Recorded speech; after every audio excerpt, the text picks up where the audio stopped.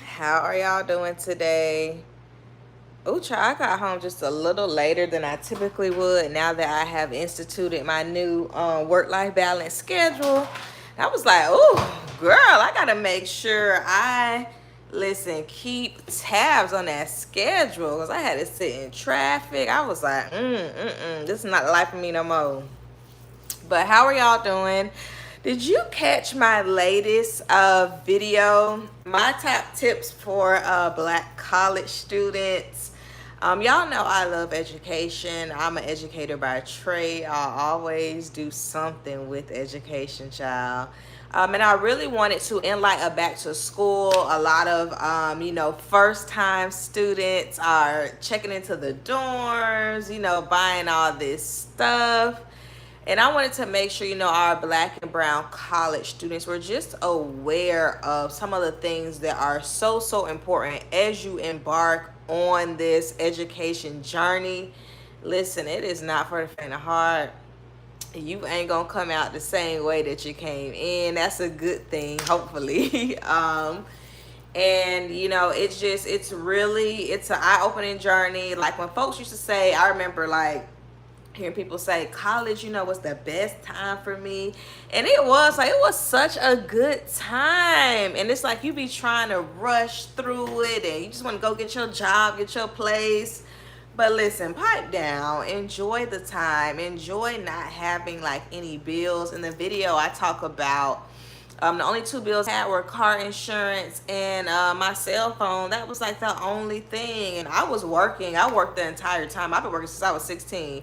I worked throughout the entire time in college. And so, the money that I had, I, got to keep it and spend it on frivolous stuff. It's almost kind of like what debt-free feels like. You kind of go back to those teenage years or those college years where you ain't had no bills. But yes, y'all, back to school is here. My classes, well, I'm not in classes. I'm in like dissertation hours, so I'm writing my dissertation. I actually just got me an editor, girl. So I'm feeling real student, classy based. Like, I'm making progress. Just got me an editor to just help me with editing my dissertation. And I'm going to send that to her probably after I hop off of here. But I'm not like taking courses. I'm just writing my dissertation, which I've just been doing. My goal for this fall semester, as it starts up on Monday, is to finish my chapter 1 through 3. I've already turned in my chapter 3 for the second round of edits, so I'm waiting to hear back from that. But I am hoping to be able to do the pre-defense, and then hopefully start the IRB process so that your girl can start collecting this data. And I started my program August 2020, so I'm a third year doctoral student. So I am hoping that either by summer or by this time next year, most definitely, that I'll be, getting ready to walk across that stage, girl. And this will be my last degree. Like, I plan on getting a certificate in this one thing that I've had my eye on. But that's like a certificate. It's like 4 classes. And, it's not like a whole 4-year thing. But the thought of doing another 2 years, another 4 years, yeah, that's just not going to happen for me. This is my last degree. And I will, wear that proudly. So hopefully I'll be wrapping that up by 2024, end of 2024. I'm thinking fall 2024, so I hope to do that. I'm really excited about it because this time last year I was I was taking my last 1 or 2 courses for my program, and I was preparing to do my comprehensive exam. It was really stressful. Ooh, child, just the thought of that makes me almost want to have a conniption. But listen, we are here, and that's just a test, a story to the Black and brown college students. It's gonna get stressful. Like, it's gonna get stressful. I remember in undergrad, the most hours that I took was like 16 or 17. So that was like 5 or 6 courses, especially when you're in undergrad. Like those courses fill up quick because they're open to like everybody, and then you're the last one to register based on your classification rank. and it just really like sucks. And you know, these courses are given like once a semester, maybe once in the spring or once in the fall. So basically, if you miss it, you got to wait a whole nother year, which if it's a prereq for something, it could put you back or possibly hold up your graduation. So, you know, in the video, I talk about my top tips. And I'm looking at my notes, y'all. But one of them is mentorship. Like, mentorship is so important. So many times I see like our black and brown college students, because family is like important to us. And sometimes, you know, we'll have family kind of trying to guide us through just those difficult situations within higher ed. But a lot of times that family member may not have, you know, graduated from higher ed, or it may have been like a long time ago when college was actually affordable, and things have changed, you know. And I have seen just folks taking, our black and brown college students taking advice from people who, of course, they're not trying to harm them, but that's what they're doing. So it's important for you to find you a mentor who is familiar with this process, because there's a lot of nooks and crannies to higher education. And it can be overwhelming, it can be confusing, and it's important to be linked with somebody who's going to tell you, you know, how to navigate that. Like, I can remember I had a scholarship for undergrad, and we had like our advisors and things like that.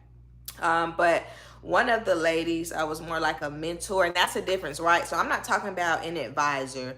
I'm talking about a mentor, somebody who is not getting paid, you know, someone who maybe you have taken an interest in their work, someone who has taken an interest in you and just developing you as a student, and as a future professional. That's what I'm talking about, a mentor. That person could be a professor, someone who works at the college.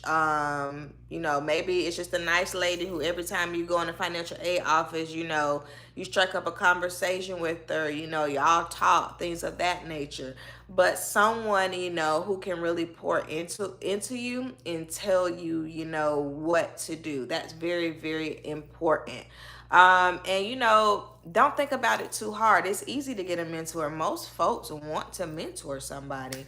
You know, you just have to ask them and make sure that you're doing your part. You know, show up for y'all's meetings, whether it's a lunch meeting, whether you just meet in their office and y'all talk, you know, play a card game or something like that, or just walk around the campus together.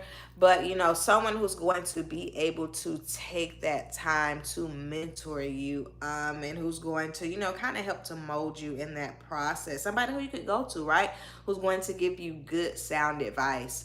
That's someone who is where you want to be, who has done what you want to do. That's what a mentor, you know, looks like. So, it's also important to know that, like, a lot of times I would see like our black and brown college students not applying for things because they need like recommendation letters and stuff, right? And they ain't got nobody they can ask. You know, you have to start making those connections early on. You know, I would challenge you, if you're a first year student watching this, by the end of this semester, which will be sometime in December, you know, make sure you have at least one person who's going to be your mentor. Like that, what is that, like 12 weeks? You got 12 weeks.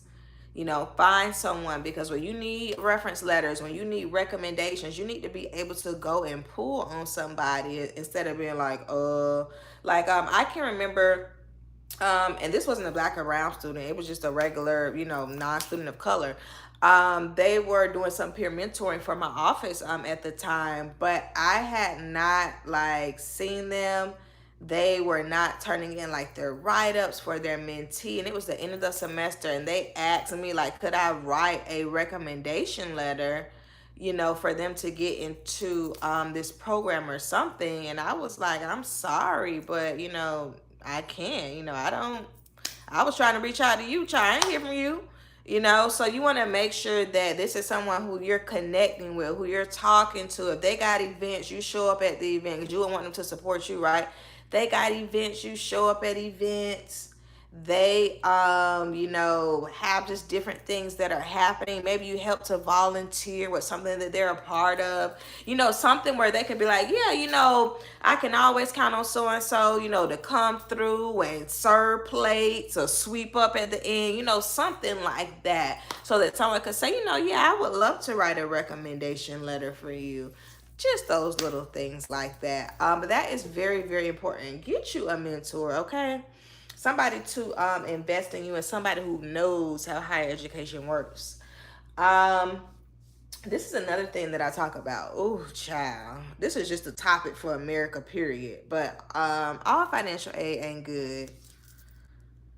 All financial aid ain't good. Know what you're signing. Because I have heard stories where maybe a person thought that their parents were helping them to co-sign, for a loan or something like that. They had to sign it too. Little do they know, no, that debt is on you. That's not on them. Like, that debt is on you. So know what you're signing, ask questions. Don't feel like, oh my gosh, this is my only opportunity. No, it's not. It's not. What is for you will be for you. So don't get caught up in that mindset of that, oh, I can only do this at this time. No, ma'am. Do not fall into that trap. And I say that to say, because if you can only afford to take 2 courses, then that's what you need to do. If you can only afford to go to the community college, it's perfectly fine. Nothing is wrong with community college. Child, half the time they got more resources and more money than the university. So, you want to make sure that you are doing what you can afford. All financial aid is not good. Sometimes I notice that students, and even parents, like, they hear financial aid and it's like, oh yeah, girl, check that. So, except there's a difference. Scholarships and grants do not have to be paid back. Loans do. And loans come with interest. The state that we're in our country regarding student loans, like, I feel like now Gen Z probably has seen just the parallels of student loan debt and how it could be just stifling to a person's life. You'll just be on that hamster wheel working to pay somebody else, and it sucks as somebody who is in that, right? But black and brown students take out debt at higher amounts. Black women are the leading folks within as being high carriers of student loan debt. And it's not a good feeling, to you can't even really enjoy being out of college because you already 100 something in the hole. That is a terrible and defeating feeling, especially when your job ain't gonna be 100, right, to pay it off. And even if it was, like, if you owe 100 and you making 100, it still don't equal out. So, be very careful about that, please. Take what you can afford. Take the work study job, take whatever other job to be able to pay for these things so that you're not already 10 steps behind, once you graduate. That's so, so, so important. And that goes back to my mentorship, because a good mentor, a good mentor should not be telling you to take out student loan debt. I'm sorry. Absolutely not. So please be aware of that. Just because they did it and this is what you got to do. No, please don't fall into that. So a good mentor can guide you through that. A good mentor can also write a recommendation letter for you for a scholarship. Come on. That's why you just need those. And a mentor may not just be one person, maybe 2 or 3. As many as you can handle, and as many, they'll have as many mentees as they can handle. So that's very, very important to know and to remember. Also, and while we're on the financial topic, save your refunds, most definitely. As you're getting, and I'm talking about, it's not a refund if you're getting overage from a loan. That's a loan.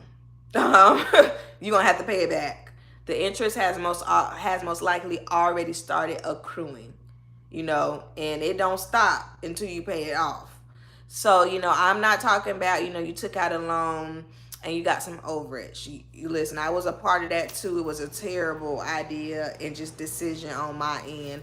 But no, I'm talking about the type of loan, or the type of financial aid refunds that I get now. And I just got one. I'll probably shoot that video next week. But scholarships and grants, yeah, that's your money. That's the money that you can save. And I know, like, right now, especially, I don't have TikTok, but I just hear about TikTok, them talking about investing this and that.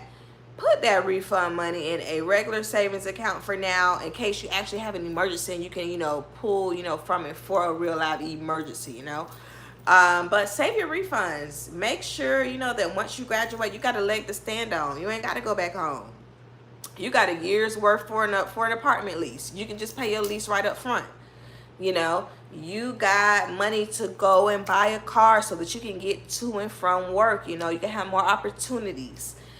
Save these refunds. Don't just be spending them frivolously like I was. Especially right now in our culture with Instagram and all this aesthetic crap. Listen, please don't get caught up. Make sure you have your bag, so that when you walk across that stage, you walk to where you want to be. So save your refunds. One of the other things I talk about is finding your people, especially for my Black and brown folks who are at PWIs.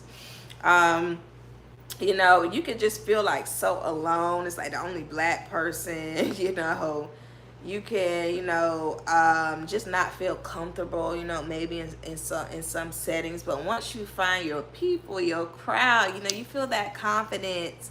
You have somebody to lean on, somebody who can, uplift you, somebody who's on the same journey as you, maybe who's from your same, background, things of that nature. And it feels good. I met my bestie in college, and I met another bestie in grad school. And we're like lifelong friends. Like, we talk on like a regular basis, so find your crew, find your squad, lock it down, and make those memories. Make this a good process for yourself. It's always good when you got other people with you. Isolation is a big thing right now in our just culture, especially post-COVID. And it's important to have the folks who you want around you, so that you don't isolate, so that they can be like, hey girl, where you been at? We ain't seen you, what's wrong with you? Talk to us, things like that. So make sure that you find your people, maybe they're at the games, maybe they in the cafe, maybe they are tailgating, but you gotta kind of get yourself out there. Don't be afraid to talk to people. Hey, like your shoes, how you doing, especially when you keep seeing the same people. Strike up a conversation like, I always see you here, what major are you, junior, senior, whatever. Strike up a conversation. Find the peoples, okay? Because trust me, when the going gets tough, baby, you don't want to be alone. You want to have somebody you can lean on. So make sure that you find your peoples. I think another, just an encouraging word that I would say, as cliche as it is, like, don't give up. It's okay if you fail a class. Child, I failed a few. And I'm in a whole doctoral program. So, listen, you're going to fail at some points. It's okay, but you got to get back up. Like, don't drop out. Don't, just turn away from it. Keep going. Give it your all. Give it your best. Take advantage of this time to really just be able to focus on, yourself in school. Because as you grow, I can think in grad school, I was able to focus on school, but I also had work, and that was a whole lot, right? Because I was working full time. But typically in undergrad, you ain't working full time. You got your little part-time piece over here, as far as your job. And, you have more time to really just go in. So my advice is, really maximize your time, because this is going to be the only time where you ain't got no bills, you hanging out with your friends all the time, and, you're progressively working to better yourself professionally. So, don't give up. Please don't give up. Please keep going. Reach out if you need help. Reach out to that mentor. Reach out to that friend group. because this, like, college is, you know, it's a beast. It is. It's like, it's hard. Like, it's so hard. You know, it's fun, but there's just a lot of parts of it that are just so hard. So that's my advice for my black and brown college students. Y'all drop down in the comments and let me know, what is your major? What's your classification? Are you a first-time college student? What questions do you have? Be sure to check out my All Things College playlist. Y'all, I have been making videos about college since 2020. So I got a whole wealth of videos for you to just kind of get familiar with the process. Also, check out my college funds freebie. That is in the comments on my video that just premiered, and I'll drop it here maybe by tomorrow or soon. But it is in that video that I just posted, my tips for black scholars. Get your free college funds freebie. I have just a list of ways for you to go to college for free, not to get sucked into this long game, somebody telling you, you know, to take out student loans. Please don't do it. Please don't do it. Okay, somebody who did it, paid it off, please don't do it. So be sure to check that out, y'all. And your girl's about to just go chill, and I think I want some ice cream. It's my best. It's one of my other besties' birthday. I think I might have a milkshake in her honor. Okay. But all right, y'all. I'm gonna see y'all later. Bye.